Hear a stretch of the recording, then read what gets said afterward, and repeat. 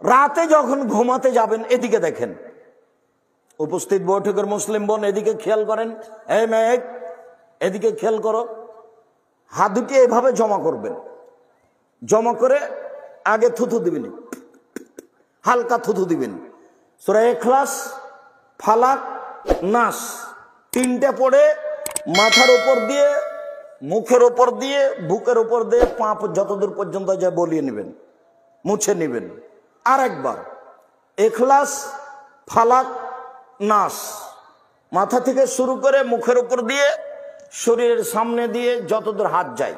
আর একবার ইখলাস, ফালাক, নাস পড়ে নিয়ে মাথার উপর দিয়ে, মুখের উপর দিয়ে, বুকের উপর দিয়ে যতদূর পর্যন্ত যা বলিয়ে নেবেন। আয়েশা রাদিয়াল্লাহু তাআলা আনহা বলেন, যখনই আল্লাহর নবী বিছানায় শুইতে যেতেন তখন এটা করতেন। অন্তত নিজেকে বাঁচান যে আমি কোরআন মাজিদ পড়ি। কোরআন মাজিদ অন্তত সূরা ইখলাস পড়ে নিজেকে বাঁচান। কোরআন আপনার পক্ষে বিপক্ষে বিচারের মাঠে হবেই হবে। অল্প একটু খেয়াল করেন, সকালে ইখলাস, ফালাক, নাস 3 বার করে পড়েন, বিকালে ইখলাস, ফালাক, নাস 3 বার করে পড়েন। ইয়াকফিকা মিন কুল্লি শাইইন, সব সমস্যার জন্য যথেষ্ট হবে, সব সমস্যা। সূরা ইখলাস 3 বার, ফালাক 3 বার, নাস 3 বার। অন্তত নিজেকে বাঁচান যে আমি কোরআন মাজিদ পড়ি। আব্দুল্লাহ ইবনে আমর রাদিয়াল্লাহু তাআলা আনহু বলেন, রাসূল সাল্লাল্লাহু আলাইহি ওয়াসাল্লাম বলেছেন, আল কোরআনু ওয়াস-সিয়ামু ইয়াশফানি ইয়াউমাল কিয়ামা লিল আবদে। কোরআন এবং সিয়াম বিচারের মাঠে আল্লাহর দরবারে আমাদের জন্য সুপারিশ করবে। কোরআন বলবে, রব্বি মানাতাহু নাওমা বিল লাইলে ফাশাফিনি ফিহি, এই লোকটাকে আমি রাতে ঘুমাতে দিনি, কোরআন মাজিদ আমাকে তেলাওয়াত করেছে, তুমি একে মাফ করো, একে জান্নাতে দাও। কোরআন কিন্তু আপনার পক্ষে কথা বলবে। আঙ্গুলে তাসবিহ গণনা করবেন, আঙ্গুল আপনার পক্ষে কথা বলবে। বৈধ টাকা দিয়ে হজ করবেন, তাহলে কালো পাথরও আপনার পক্ষে কথা বলবে। কোরআন আপনার পক্ষে কথা বলবে, কোরআন বিপক্ষে যেতে পারে। আল কোরআন হুজ্জাতুল্লাহ আলাইকা, কোরআন তোমার পক্ষেও হতে পারে, কোরআন তোমার বিপক্ষেও হতে পারে। কোরআন তোমার পক্ষেও হতে পারে, কোরআন তোমার বিপক্ষেও হতে পারে। একদা আল্লাহ নবী বলছেন, পৃথিবীর মানুষ সঙ্গী সাথী শুনে রেখো, কেউ কি রাতে কোরআনের 3 ভাগের 1 ভাগ পড়তে অসক্ষম? পারবে নাকি? তো সাহাবীগণ বলছেন, আল্লাহর নবী কে পারবে? এটা কি সম্ভব? এক রাতে কি আর 10 পারা পড়া যায়? 3 ভাগের 1 ভাগ কি কোরআন মাজিদ পড়া যায়?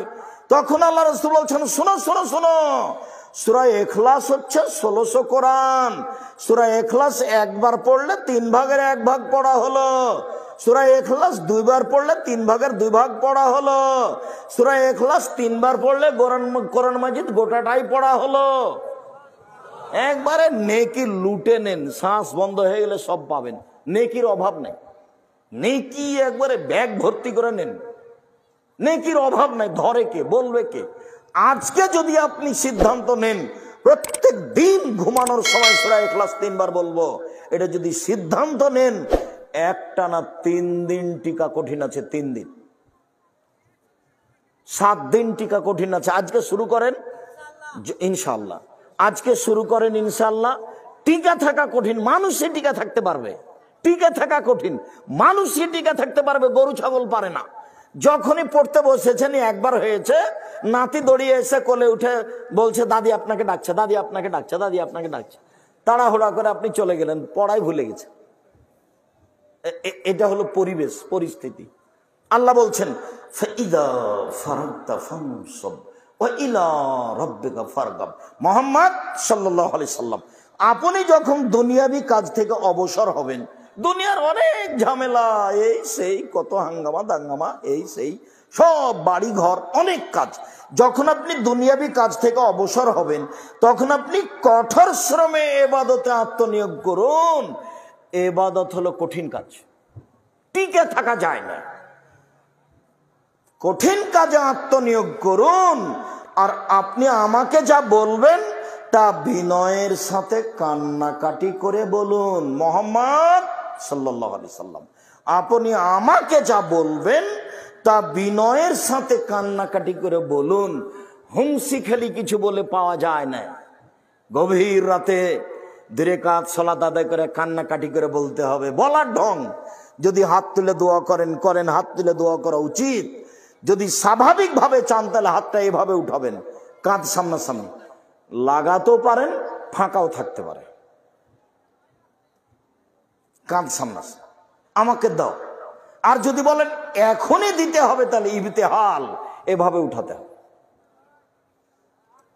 আগে কি পড়তে হবে? ইসমে আজম, তারপরে দুরুদ পড়তে হবে, তারপরে বলতে হবে আমাকে দাও এটা যেটা চাচ্ছেন।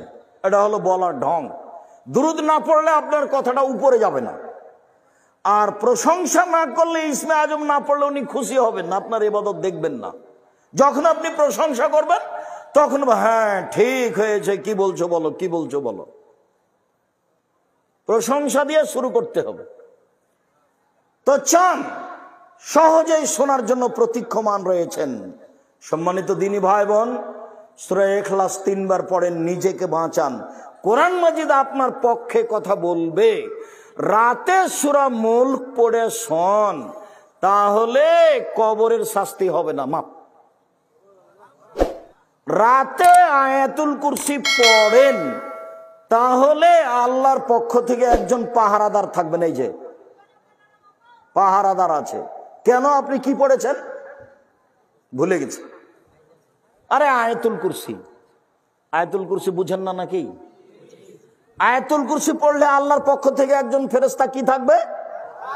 পাহারাদার। কতক্ষণ পর্যন্ত? সকাল পর্যন্ত।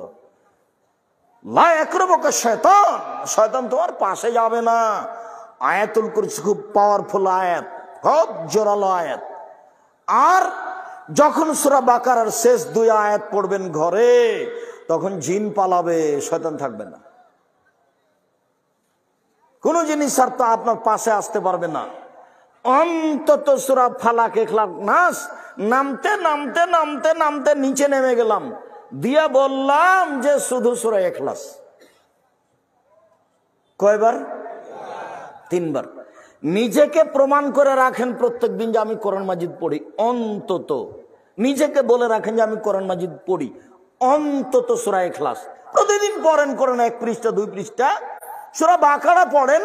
আল্লাহ রাসূল বলছেন সূরা বাকারা পড়ে যে তার বাড়িতে বরকত নাযিল হবে, ব্যবসা বাণিজ্য নিরাপদে থাকবে, অর্থ সম্পদ বেশি হয়ে যাবে।